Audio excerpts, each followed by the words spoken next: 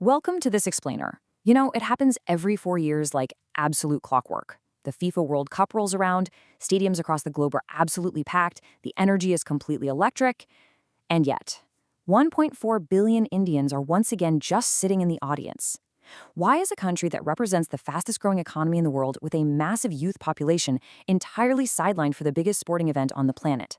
Well, today we're going to dive into the data and the history to understand exactly what is holding Indian football back and what it might actually take to finally break through. So let's just get right into it. The 2026 World Cup is shaping up to be monumental, with legends like Lionel Messi and Cristiano Ronaldo stepping onto the global stage for what's essentially their last dance. Fans all over the world are glued to the action. It's the same social media wars, the same fierce loyalties, but for Indian fans watching, the biggest, most painful question simply remains: where are we? Why have we never been a part of this modern spectacle? Well, the immediate problem we're facing comes down to one kind of staggering number: 139. Yep, as of June 2026, India's official FIFA ranking has tumbled to 139th in the world. When you compare us to our Asian peers, countries like Japan, South Korea, Iran, or Saudi Arabia, we are trailing miles behind. They're out there consistently competing on the global stage, while we are really just struggling to find our footing. And just to put that into perspective, we actually peaked at a ranking of 94 way back in February of 1996. But 30 years later, instead of moving up, we've gone backwards. Our lowest point was actually 173 in 2015. The harsh reality of our current form really hit home recently when we lost at home in Guwahati to 158th ranked Afghanistan.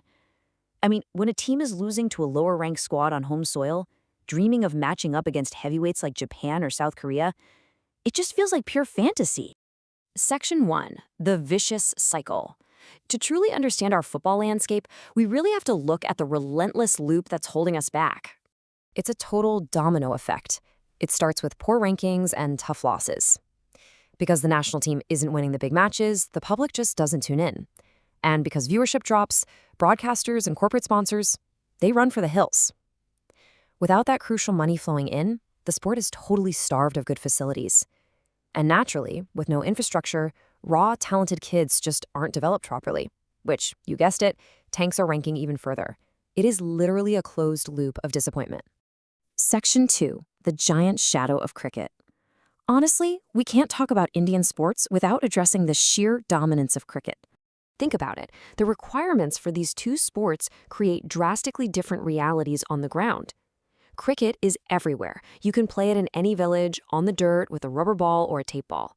Professional football, though, that requires genuine, well-maintained infrastructure. To develop world-class players, you absolutely need proper grass pitches, certified coaching staff, real goalposts. Right now, in many parts of the country, those basic necessities are treated like rare luxuries.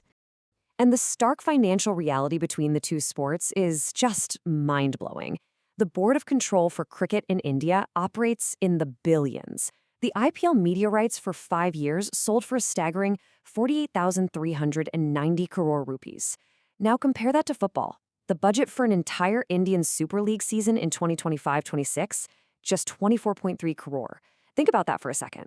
The budget for a whole season of our top-tier football league is about 5 times less than the media rights for just one single IPL cricket match. But wait, here's the crazy part. It's absolutely not that Indians don't care about football. That is a complete myth. 47 million. That is the massive number of people who tuned in to watch when India hosted the 2017 FIFA Under-17 World Cup. Over 1.3 million people actually showed up in the stadiums, which surpassed the stadium attendance of the 2011 Cricket World Cup. So the passion is definitely there. The audience is there. But somehow, the momentum from that incredible event was completely lost by the system. Section 3. The One-Man Army, Sunil Chhetri. Because despite these massive institutional failures, there has been one beacon of light who carried the nation's hopes on his shoulders for decades. Sunil Chhetri retired with 94 international goals across 151 appearances. Look at the history of active international goal scorers, and he is right up there, sitting just behind absolute global icons Cristiano Ronaldo and Lionel Messi. It's an astonishing individual achievement. Yet our development system is so incredibly fragile that after he retired, the guy had to be recalled at age 40 for the Asian Cup qualifiers. Why? Because the system had completely failed to produce even a single proven striker to take his place. Section 4, the 1950 World Cup mystery. To see how we got stuck here, we really have to rewind. Because did you know we actually qualified for the World Cup in 1950 and we just refused to go? For decades, everyone believed this very specific myth, that FIFA banned India because our players insisted on playing barefoot. Well, scratch that, it's basically fiction. The reality is much more frustrating. The truth is, Indian players wore shoes in warm-up matches. The real hurdles were the immense travel distance to Brazil, the financial cost, a massive focus on the Olympics, and frankly, a severe lack of foresight by the All India Football Federation. This quote from the 1950 Indian team captain, Sailan Manna, really just nails it. He admitted they literally didn't understand the magnitude of the World Cup. At the time, authorities viewed the Olympics as the absolute pinnacle of the sport, treating the World Cup like it was a secondary tournament. To put it in cricket terms, if the Olympics were the ICC World Cup, they treated the FIFA World Cup like the Ranji Trophy. The players just weren't informed of what they were giving up. And man, this is the most tragic part of that 1950 story. FIFA desperately wanted an Asian team in the tournament to expand the game globally, so they actually offered to pay India's travel costs to Brazil.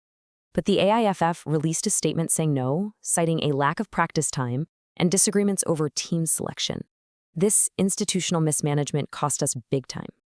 A strong showing in 1950 could have sparked the exact same revolutionary boom for football that the 1983 World Cup victory gave to Indian cricket.